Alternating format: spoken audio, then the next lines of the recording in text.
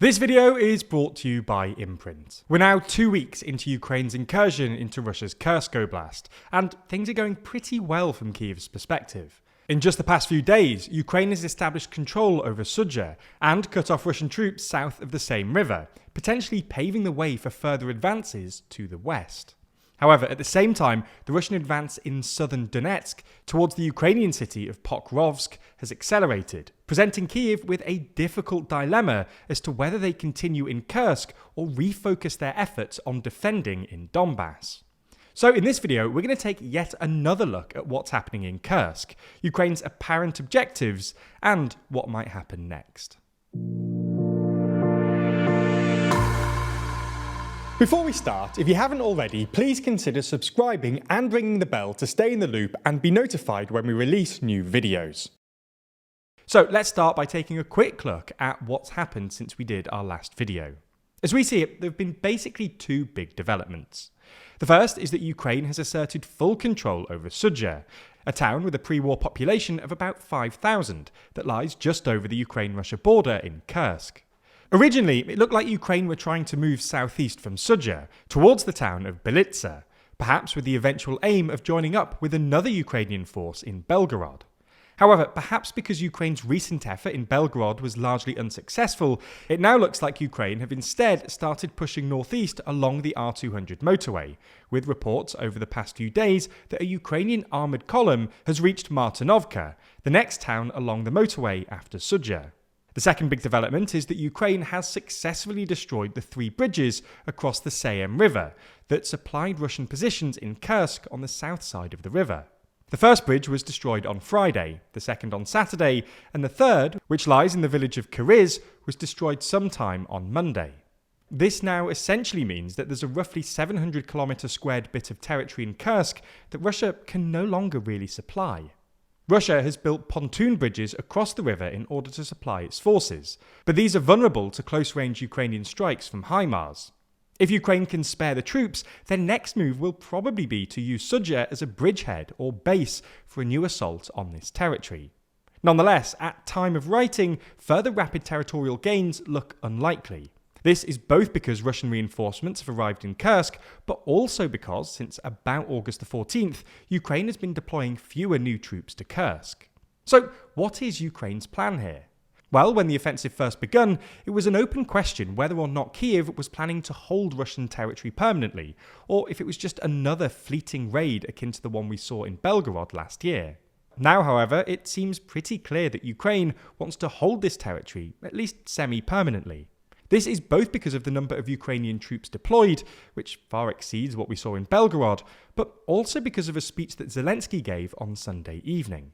Previously, Zelensky had claimed that the Kursk offensive was about protecting communities in Sumy, but on Sunday, Zelensky instead claimed that the Kursk incursion was about creating, quote, a buffer zone on the aggressor's territory, and Ukrainian troops have even set up military offices and an administrative centre in Sudzha. This permanent presence in Kursk has both a political and military objective. Politically, the incursion into Kursk has reignited Western interest in Ukraine, and perhaps gone some way to convincing Ukraine's Western backers to both continue providing support and allow Ukraine to use Western weapons systems to strike targets deeper inside Russia, on the grounds that the Kursk incursion, and the absence of a real escalatory response from the Kremlin, has proven that Putin's escalatory threats are fundamentally empty. In the longer term, if Ukraine can hold on to this territory, they could use it as a bargaining chip in any peace negotiations, perhaps trading it for Ukrainian land occupied by Russia. Although we should say that it's hard to imagine Putin agreeing to serious peace negotiations now, and Ukraine's incursion into Kursk has made peace negotiations less likely in the near future. Militarily, the objective seems to be to force Russia to redeploy enough troops from the east to Kursk to at least slow its advance in Donbass. However, while we've now seen multiple reports suggesting that Russia has deployed at least some away from Donbass to Kursk to actually slow Russia's advance in the east, Ukraine has to force Russia to redeploy more force away from Donbass to Kursk than Ukraine has had to. In other words, it's not much good if Russia only deploys a handful of troops to Kursk if Ukraine has committed a large fraction of its available manpower there, because that actually tips the balance of power in Russia's favour in the east. Even if Russia's total offensive force has gone down, Ukraine's defensive force has been reduced by more. This is what seems to have happened, at least judging by the pace of the Russian advance in southern Donetsk, where the Russians are accelerating towards Pokrovsk, a Ukrainian city with a pre-war population of about 60,000, roughly the same as that of Bakhmut, that lies roughly 50 kilometers from Donetsk city. The Russians have been making steady progress here since taking control of Avdiivka in February, but the pace of advance has increased markedly recently, and fighting is currently ongoing in Rodivka, which lies just 10 kilometers from the outskirts of Pokrovsk. On Monday, Pokrovsk military administrator Serhiy Dobryak said the Russians were likely to reach the city in less than 2 weeks, and ordered a civilian evacuation of the 50,000 or so people who are still there. Now, it's still too early to say that Ukraine's apparent strategy has failed here. Kyiv is probably hoping that, once it becomes clear to the Kremlin that Ukraine has established full control over a non-trivial amount of Kursk, Putin will decide that, for political reasons, he needs to take it back. This will probably require a full-on counter-offensive with a large number of troops, which will force Russia to redeploy more manpower away from Donbass. On top of that, if Russia is unable to retake this territory swiftly, then it'll need to recruit more men to maintain its forces in both Donbass and Kursk.